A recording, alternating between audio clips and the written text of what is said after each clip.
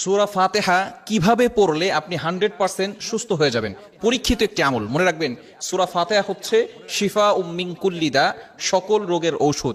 বিশেষ করে আমরা অনেকে এটা জানি না, সূরা ফাতিহা কিন্তু একটা দোয়া, এটা আমরা অনেকেই জানি না। এটার নামই হচ্ছে দোয়া, সূরাতুল ফাতিহা। এটা হচ্ছে দোয়া, এটা উম্মুল কোরআন বলা হয়। মনে রাখবেন, কোরআনের ভিতরে কিন্তু শিফা রয়েছে। আল্লাহ তাআলা পবিত্র কোরআনুল কারীমের ভিতরে নিজেই বলে দিয়েছেন। 15 নম্বর পারা 9 নম্বর পৃষ্ঠার 2 নম্বর লাইন, সূরা বনী ইসরাঈলের 82 নম্বর আয়াত, আল্লাহ তাআলা বলছেন, ওয়া নুনাজ্জিলু মিনাল কোরআন মা হুয়া শিফাউন ওয়া রাহমাতুল লিল মুমিনিন। আমি আল্লাহ তাআলা মুমিনদের জন্য এই কোরআনটাকে রহমত স্বরূপ, শেফা স্বরূপ নাজিল করে দিয়েছি। বলেন সুবহানাল্লাহ।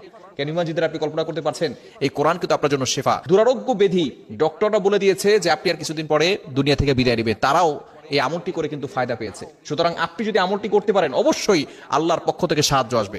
আমলটি কিভাবে করবেন? সূরা ফাতিহা আপনি ফজরের নামাজের সময় অবশ্যই আপনাকে নামাজ পড়তে হবে। নামাজ না পড়ে আপনি আল্লাহর কোরআন থেকে কোনো ফায়দা পাবেন না। আপনি নামাজ পড়বেন না, আল্লাহর কোরআন থেকে কোনো ফায়দা আসবে না। ইয়াকিনের সাথে, বিশ্বাসের সাথে যদি আপনি আমল করতে পারেন, অবশ্যই আল্লাহর পক্ষ থেকে সাহায্য আসবে।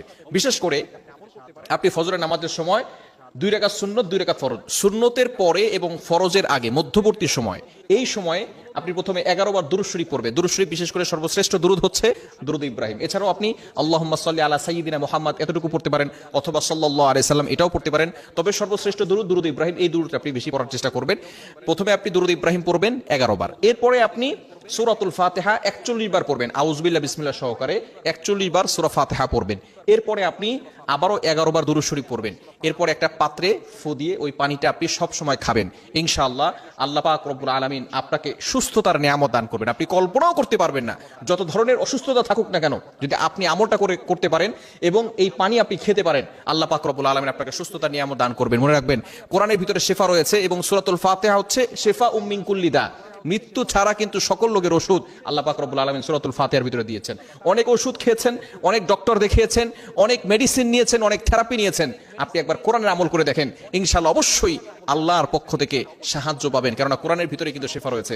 কোরআনের একটা মুজিজা হচ্ছে, অন্যতম মুজিজা, কোরআনের পাওয়ার আপনি দেখতে পারবেন যে আল্লাহ তাআলা কোরআনের মাধ্যমে আপনাকে সুস্থতার নিয়ামত দান করবেন। বিশেষ করে সূরাতুল ফাতিহা আমরা নামাজের ভিতরে পড়ি, অনেকে আমরা এর অর্থ জানি না। অর্থ জানলে কিন্তু নামাজের ভিতরে মনোযোগ বাড়বে। আল্লাহ পাক রব্বুল আলামিন কেমন যেন, যখন কোনো বান্দা নামাজে দাঁড়ায়, তখন নামাজে দাঁড়ানোর সাথে সাথে ওই বান্দার সাথে আল্লাহ তাআলা কেমন যেন কথা বলতে থাকেন। যখন বান্দা বলে আলহামদুলিল্লাহি রাব্বিল আলামিন, all praise is due to Allah, সমস্ত প্রশংসা একমাত্র আল্লাহর জন্য, সাথে সাথে আল্লাহ তাআলা বলছেন হামিদানি আবদি, my servant is praising me, আমার বান্দা আমার প্রশংসা করেছে। বলেন সুবহানাল্লাহ। আল্লাহ তাআলা বান্দার প্রতি কথার উত্তর দিয়ে থাকেন। এজন্য অবশ্যই আপনাকে চেষ্টা করতে হবে এই সূরাতুল ফাতিহার আমল করা। বিশেষ করে আমরা অনেকেই আছে সূরা ফাতিহাটা শুদ্ধ করে পড়তে পারি না, অনেকেই আছে কোরআনটা শুদ্ধ করে পড়তে পারি না। এজন্য আপনি কোরআনটা শুদ্ধ করে পড়ার চেষ্টা করবেন। আপনি সবকিছু শিখেছেন, গুগল শিখেছেন, ইউটিউব কিভাবে চালাতে হয়, ফেসবুক কিভাবে চালাতে হয়, আপনি সবকিছু জানেন। ইংরেজি বই পড়তে পারেন, বাংলা বই পড়তে পারেন, সকল অঙ্ক আপনি করতে পারেন, কিন্তু দুঃখজনক হলো সত্য, আপনি কোরআনটা সুন্দর করে পড়তে পারেন না। আপনি আপনার সন্তানকে কোরআনটাকে সুন্দর করে পড়ানো শিখান নাই, অবশ্যই কিন্তু আল্লাহর কাছে আপনাকে জবাবদিহি করতে হবে। এজন্য সূরাতুল ফাতিহা 41 বার পড়বেন, 11 বার দুরূদ শরীফ পড়ে 41 বার সূরা ফাতিহা পড়বেন।